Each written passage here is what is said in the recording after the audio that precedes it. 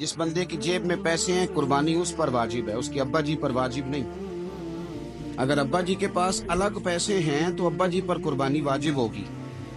हाँ, अगर आपकी जेब इजाजत देती है तो आप 3 कुर्बानियां खरीदें या बड़े जानवर में 3 हिस्से डालें, तो अब आप 2 वालदैन की हो गई, एक आपकी अपनी हो गई। लेकिन जब तक आप पर वाजिब कुर्बानी आप नहीं देते तब तक वालदैन की कुर्बानी देना दुरुस्त नहीं है, क्योंकि ये दीन में वाजिब है। जो नमाज आप पे फर्ज है वो आपने पढ़नी है, और जो अब्बा जी पे फर्ज है वो अब्बा जी ने पढ़नी है। इस मसले को भी जरूर ज़हन नशीन करें। उससे अगली बात जो और ज्यादा जरूरी है उसका जरूर ख्याल फरमाएं। हिस्से डाले जाते हैं कुर्बानी के हिस्से, तो 6 हिस्से हो गए, अब 7वां हिस्सा मिल नहीं रहा, तो एक तगड़े से बंदे के पास जाके मालदार से कहा कि चौधरी साहब हिस्सा डाल ले, एक हिस्सा कम है।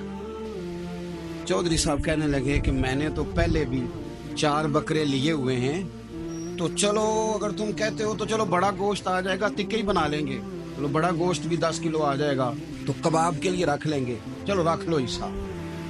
अब 6 बंदों की नियत कुर्बानी की, 7वें की गोश्त की, उसकी नियत कुर्बानी की, पिछले 6 की भी कुर्बानी नहीं होगी, वो भी गए काम से।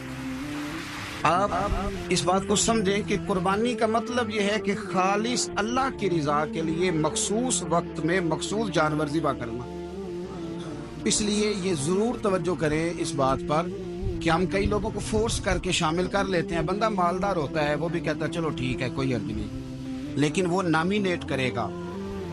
अगर उसने अपनी कुर्बानी रख लिया तो फिर वो बताएगा ये कुर्बानी किसकी है, वालदैन की है, किसकी है। तो कुर्बानी इस तरतीब से करें कि उसके सारे मसा